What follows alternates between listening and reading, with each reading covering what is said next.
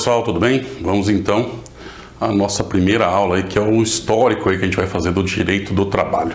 Essa aula tem como objetivo traçar um panorama histórico da evolução do direito do trabalho no mundo e no Brasil, desde períodos antigos como a escravidão e a servidão, até as constituições modernas que garantem direitos trabalhistas. Então, antes de adentrarmos aí nos detalhes do direito do trabalho, dos direitos trabalhistas garantidos em lei, é fundamental compreendermos a sua evolução ao longo da história, tanto em escala mundial quanto no contexto brasileiro. Então, primeiramente, aí vamos para o que aconteceu aí no mundo, uma evolução mundial, Então, temos lá a escravidão e a servidão, Na era da escravidão, os escravos eram considerados meramente como propriedades, destituídos de quaisquer direitos e sem personalidade jurídica. Durante o feudalismo, surgia a servidão, na qual os servos eram desprovidos de liberdade. Eles trabalhavam em troca de proteção dos senhores feudais, resultando em uma relação de submissão e dependência. Daí surgiram as corporações de ofício, Com o surgimento das corporações de ofício, houve uma estruturação mais organizada do trabalho, dividida entre mestres, companheiros e aprendizes, cada um com funções específicas.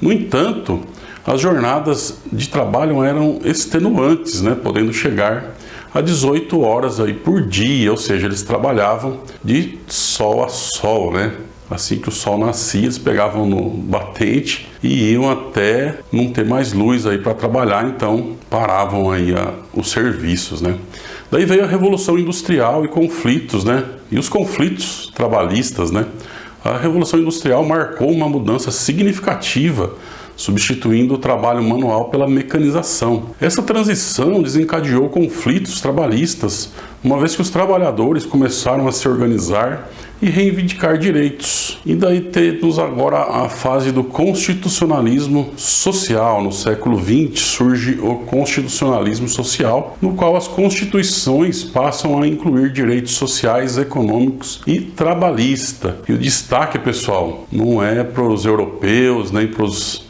americanos, muito menos os asiáticos. O destaque aí é para a Constituição mexicana, que em 1917 estabeleceu aí jornada de trabalho de 8 horas diárias. E no Brasil, No Brasil, tivemos o início aí da política trabalhista com o Getúlio Vargas, Então, a política trabalhista brasileira teve início em 1930 com Getúlio Vargas, através da criação do Ministério do Trabalho, Indústria e Comércio. As nossas constituições trabalhistas, As constituições de 1934 foi a primeira a abordar diretamente o direito do trabalho, garantindo diversos direitos como liberdade sindical, salário mínimo, jornada de trabalho de 8 horas, enfim, alguns direitos foram colocados lá. A Carta Constitucional de 1937, embora corporativista, estabeleceu algumas normas trabalhistas, como a competência normativa dos tribunais do trabalho e a proibição de greve e lockout. Para quem não sabe, lockout é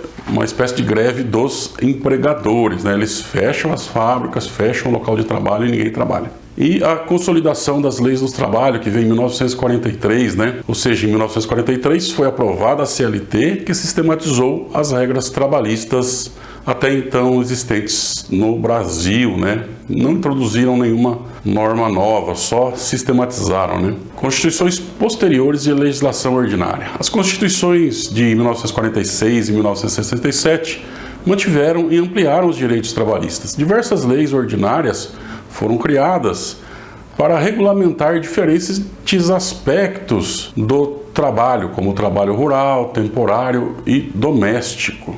E chegamos à atual Constituição, a Constituição de 1988, atualmente em vigor, incluiu os direitos trabalhistas no rol dos direitos sociais, garantindo uma proteção mais abrangente aos trabalhadores. Concluindo, pessoal, em síntese, o direito do trabalho passou por diversas etapas históricas, desde a escravidão até as constituições modernas, refletindo as transformações econômicas, sociais e políticas ao longo dos séculos, tanto no mundo quanto no Brasil.